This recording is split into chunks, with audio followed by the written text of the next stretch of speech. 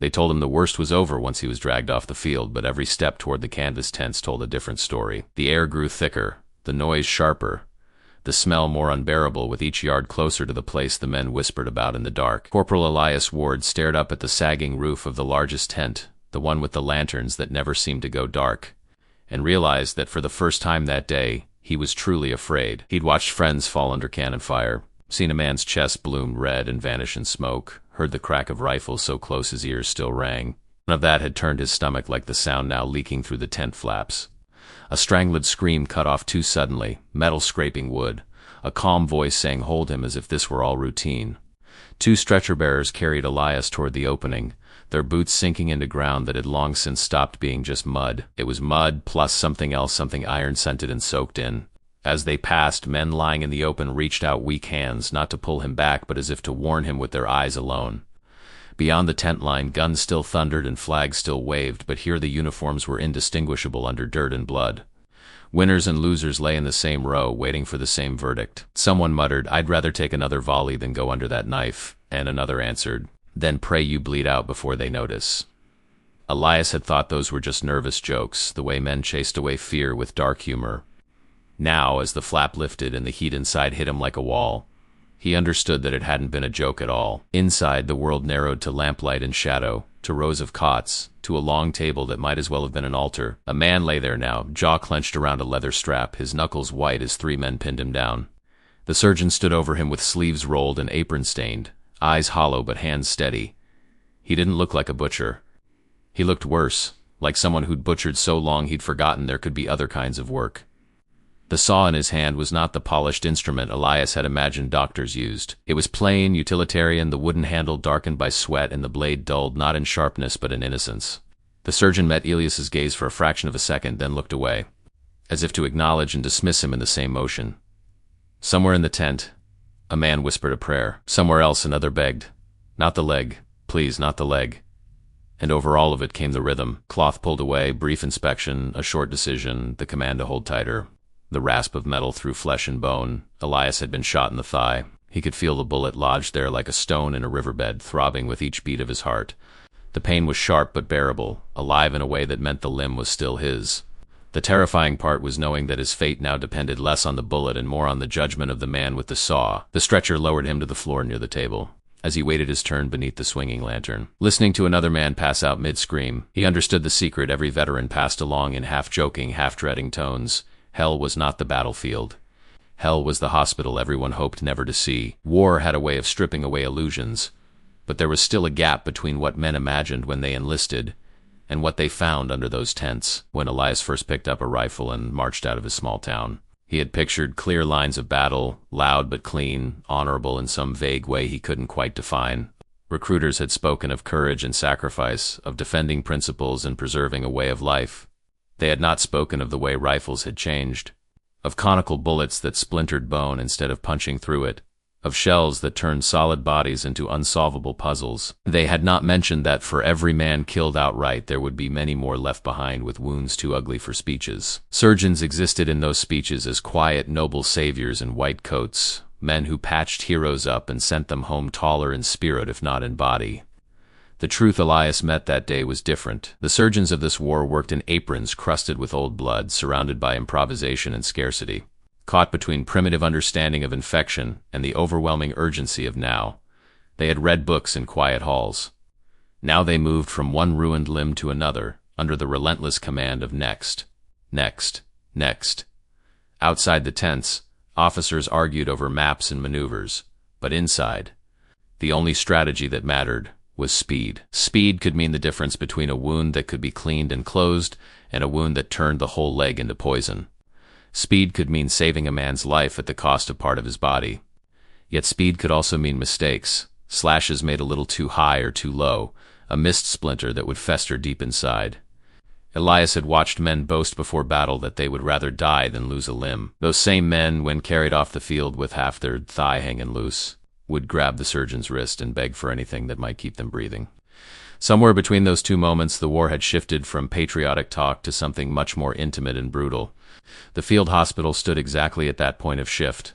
It existed half in the world of military necessity and half in the world of human frailty. Generals counted casualties as numbers on paper. Surgeons counted them as bodies on tables. Elias had grown up hearing his father talk about the old wars as if they had been far off and orderly. But nothing about this felt orderly. There had been a charge through trees so thick the smoke had nowhere to go. He had heard the crack of muskets and the sudden shout of men realizing they had been hit. He hadn't even seen the man who shot him, only the moment when his leg buckled and his weight vanished from it, the ground rushing up, the sky spinning overhead. Someone had dragged him backward, then someone else. Snatching at his belt, his straps, anything they could grip while shells still whistled overhead. He had watched the canopy of leaves above him turn from green to gray as powder and ash settled. And then the world narrowed to the pain in his thigh. No heroic duel, no shouted last words, just mud and panic and the sick realization that he could not stand. When he'd first felt hands lift him carefully onto a stretcher, he'd thought, irrationally, "I'm safe now." That thought had lasted until the stretcher-bearer muttered to the other, "If they take him to the big tent, God help him." Men did not fear the hospital because they doubted the skill of those within it. They feared it because they knew what that skill had to do. Out here, nothing was gentle. An injured arm might be bound and splinted. A superficial cut might be washed and wrapped. But wounds like the one burning through Ilias's thigh, swollen and stiff, fell into a narrower category. Either cut away now or risk losing everything later. The surgeon did not have the luxury to focus on one case at a time, to ponder every nuance and wait. Outside, more wounded waited. Behind Elias, someone groaned and tried to sit up. A voice, older, raspier, said, "Lie still, son. They see you moving too much. They'll think you're strong enough to survive a faster cut." Elias glanced toward the voice and saw a man whose sleeve hung empty at the shoulder, an old wound already sealed into his uniform.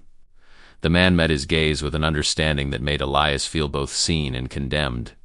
"You just got here?" the one-armed soldier asked. Elias nodded. "Then listen. Out there, you choose when to stand and when to duck. And here, you don't choose much of anything. The only choice you get, if you get one at all, is whether you'd rather risk dying with your leg or live without it. And sometimes," he added quietly, "they don't even ask." When Elias's turn finally came, the world seemed to contract around the table.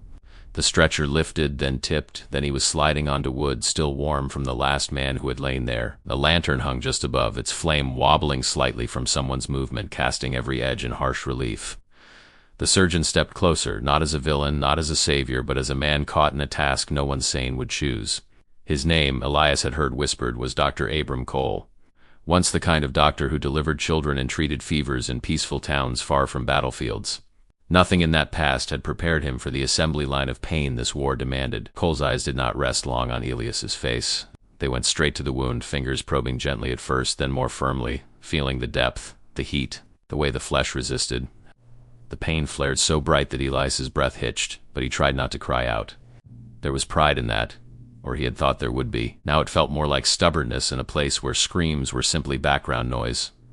"Minniball," Cole said to the orderly beside him. "Shattered the femur, lodged deep. He got here fast." "That's something." The orderly shifted nervously.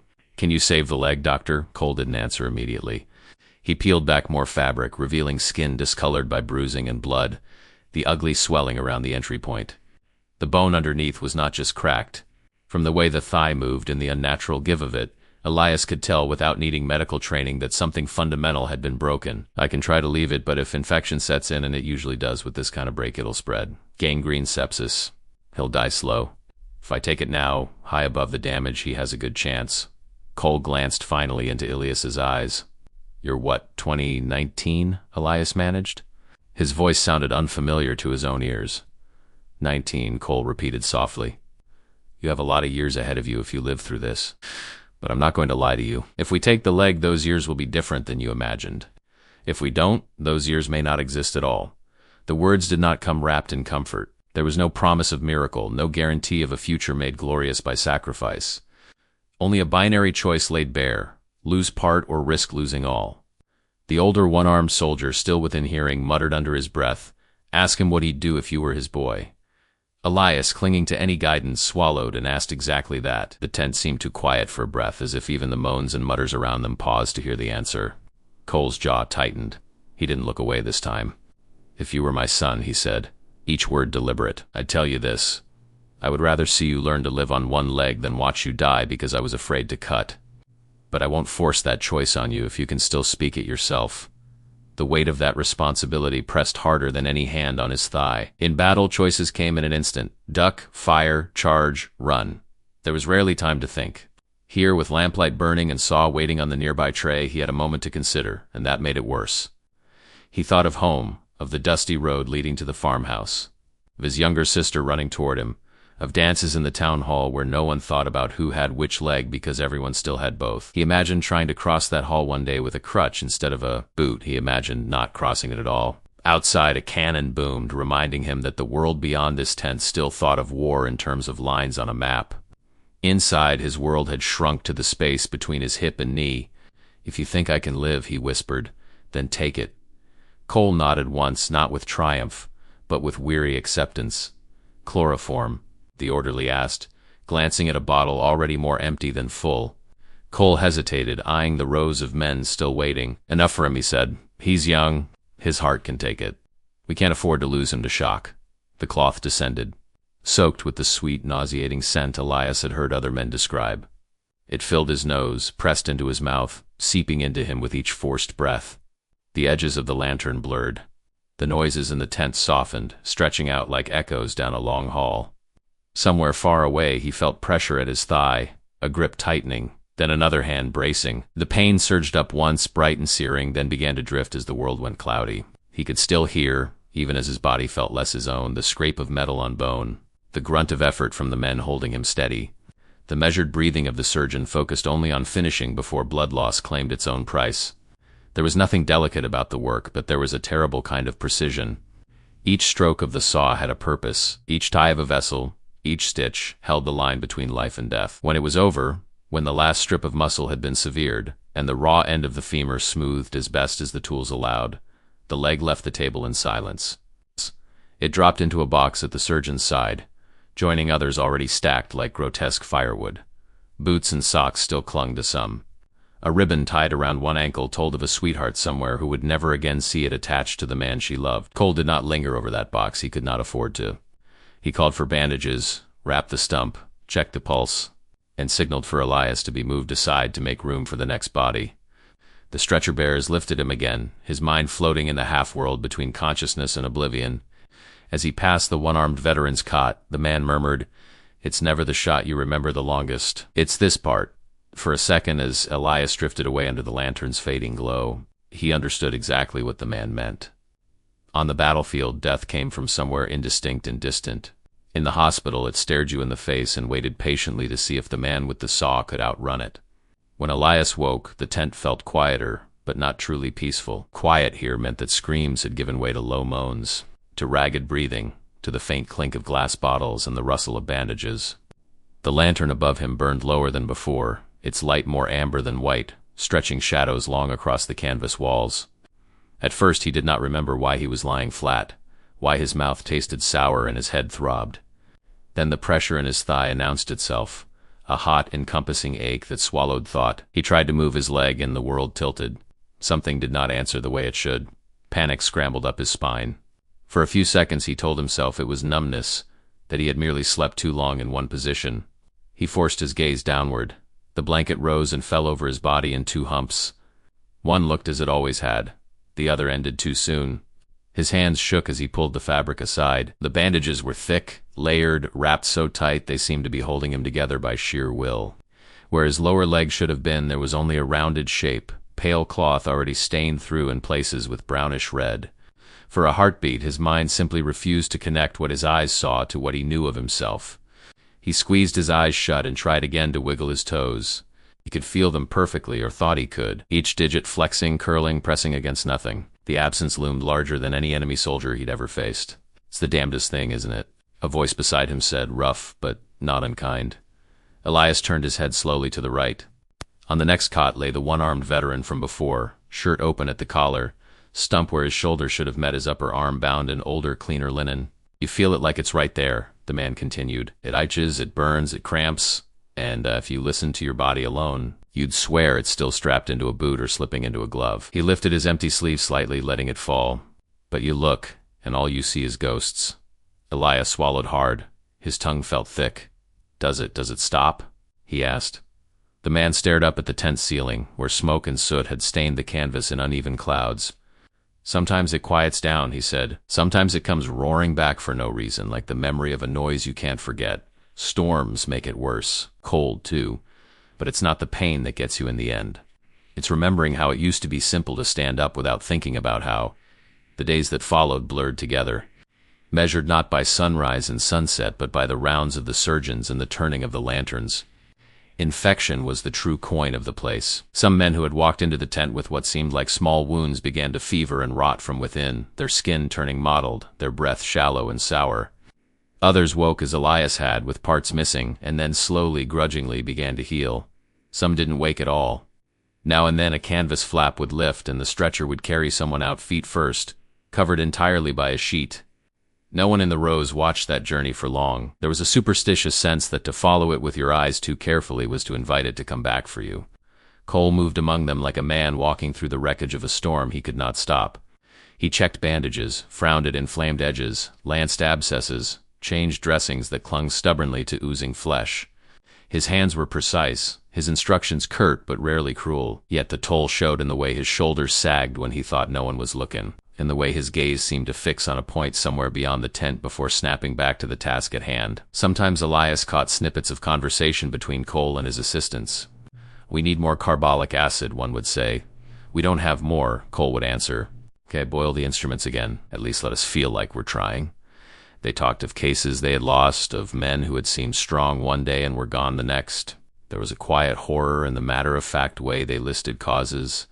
Blood poisoning, lung infection, shock.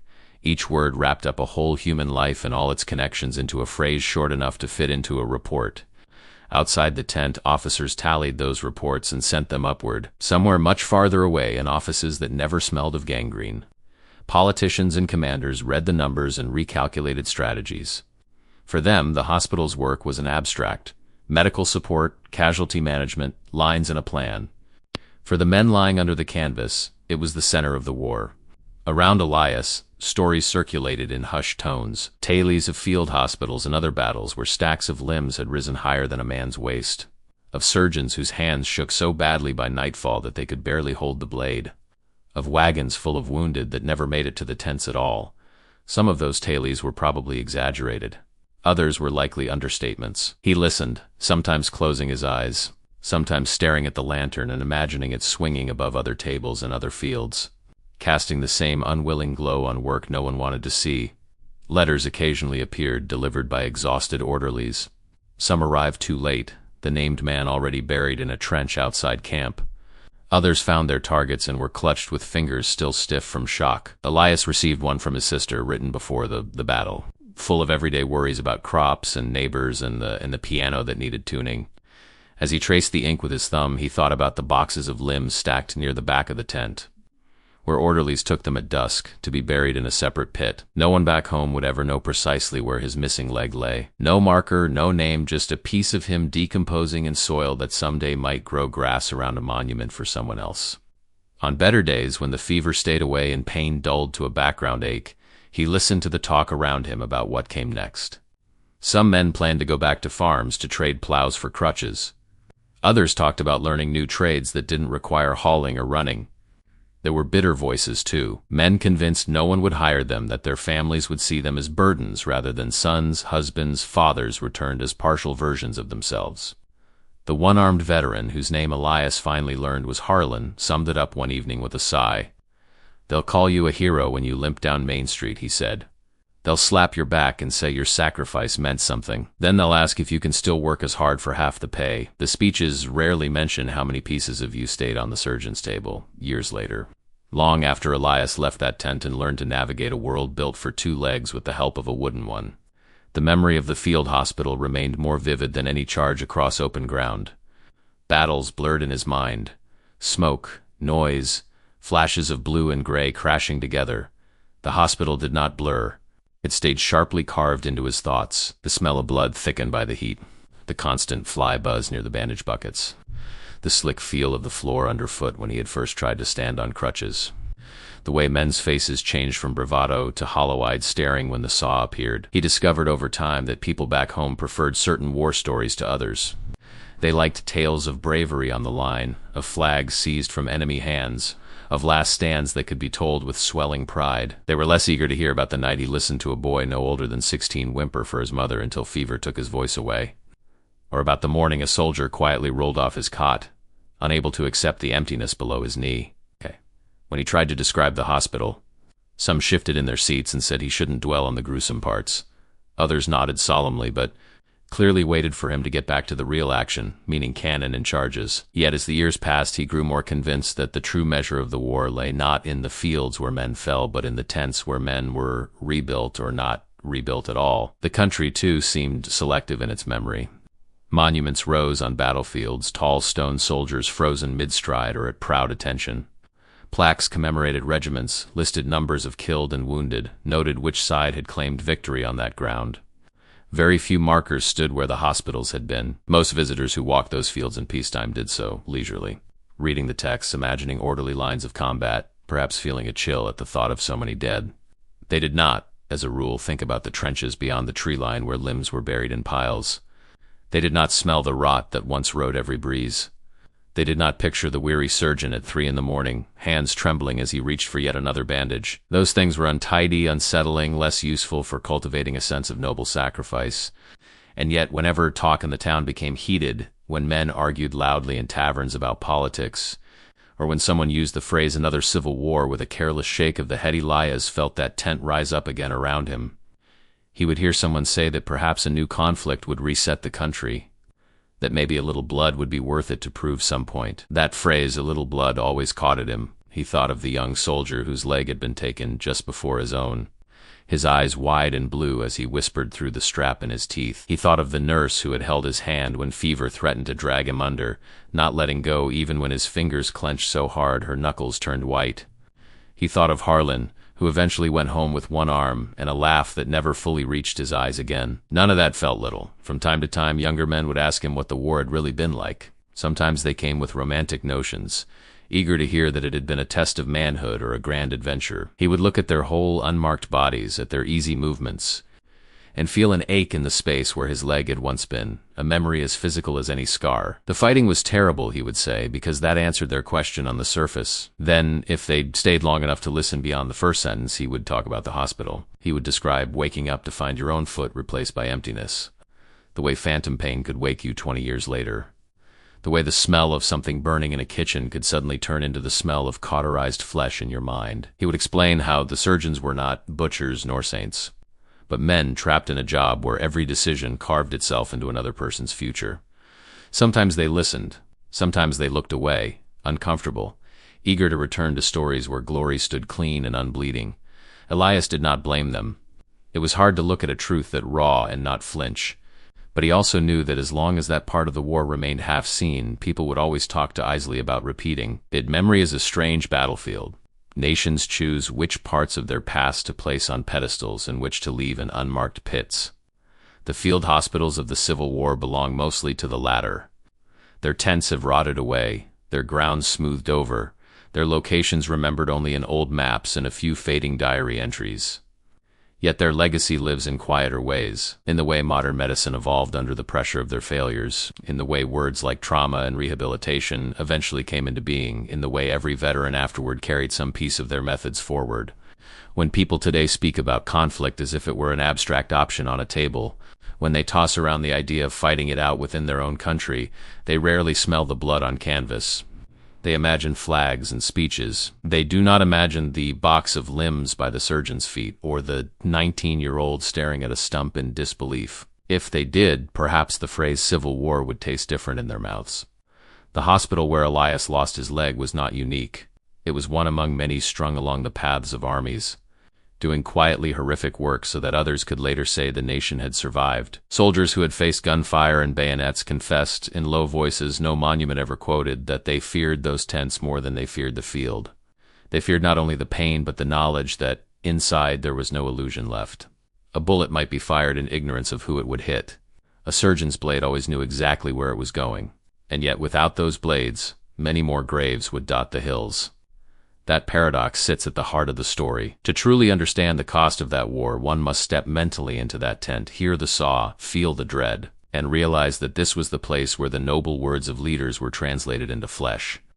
Until a country can look directly at that reality and still speak cautiously, humbly about its past, it will always be at risk of treating phrases like another civil war as if they were just words, instead of the doors back into those tents that so many once prayed never to enter.